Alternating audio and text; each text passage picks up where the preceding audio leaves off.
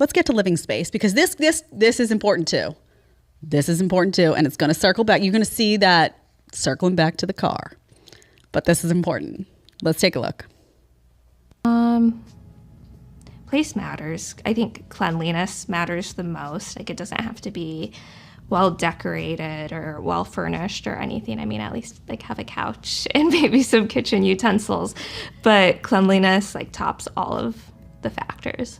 I think obviously a space where a person lives is a big indication of how they treat themselves and they respect themselves. So if it's clean, if it's well put together, then that means that you're kind of like your mind is decluttered. But if it's cluttered, then it's just like speaks volumes to the kind of person you are. Yeah, so a clean space is a nice space.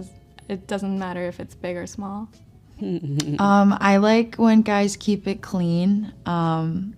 Dishes are done, fresh towels. I feel like putting the seat down, cleaning the bathroom. Yeah, when I walk into your space, if it's just totally trashed, I feel uncomfortable. So, which is funny because I have clothes all over my room all the time, but it's really just like the trash and things piling up that I'm like, and please like wash your sheets like once a week, or I don't know. It depends. Location, maybe not so much, but like overall tidiness of the home. I definitely don't want to walk into something that looks like a smelly bachelor pad. But I mean, it just depends on how you keep your place. Architect or like the building itself doesn't matter, but is your apartment clean? Is it decorated? Does it smell good? Yeah, it definitely matters because I want to be somewhere that's comfortable and like a safe area. Like, definitely, I feel like when you walk into someone's apartment, like the first thing is the smell. Make sure it smells clean, like take out the trash, do your dishes, like just basic, wash the floors. I feel like that's like a good, as long as it smells good and it's clean and like I really like minimal, like you don't have a bunch of junk everywhere and trash. Like I totally accept the Pokemon cards, but like put them in a drawer. Okay. So the question is, do you believe them, right? The part about cleanliness, yes, that's true. A chick will size up a space, and if she sees all dust and nastiness going on, dishes piled up, and if it smells dirty, you know the smell. You know that bachelor pad, like college dorm smell. Yeah, that's bad. But do you think that they're being honest when they say, I don't care if it's big or small, you know, just have a couch, I don't care.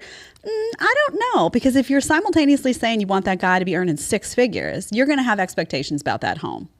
You know, six figures comes with, you know, you've got the car that goes with the six-figure salary, you've got the place.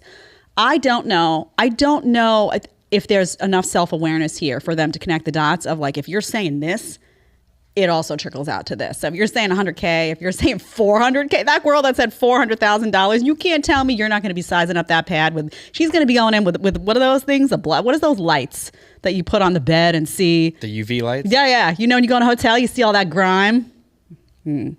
Don't do that. You'll never stay in a hotel again, by the way. But it ain't grime you're seeing. What is it, actually? It's some nasty stuff. Tyler, I won't, because I'm already to the point of where I'm like, if I need to fly there, I ain't going.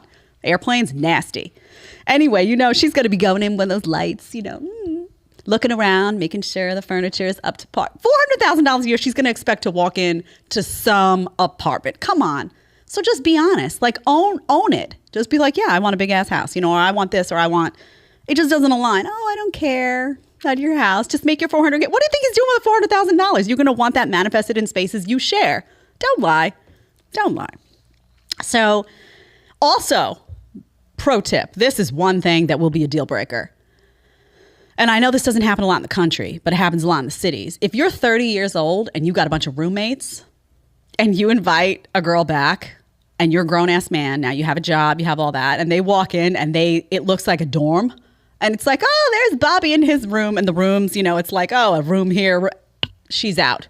You can get away with that in your early 20s. Everybody understands you come out of college and you're kind of like doing the partial adult life. It's the transition, right, between college life and adult life. Once you hit 30, come on. You can't be living like that. You are better, by the way, to get a smaller space, get a studio apartment, live on your own and keep that well manicured and clean than to be living with a bunch of people. Because you know what? She doesn't, grown ass woman, she don't want to come over there and be around a bunch of kids and then they're friends. And then like, oh, it's party time all the time. And then she's got to walk to the bathroom at night, but she's like, I got to put a bra on to go to the bed. They don't know. That's all uncomfortable. That's okay for post-college. It's not okay for adulthood. If you want to watch the full episode, you're going to click right here. And if you want to ask me a question one-on-one, you want to do a one-on-one FaceTime with a group of your friends, whatever you want, you need to download Connect right now. Click right here and let's get talking.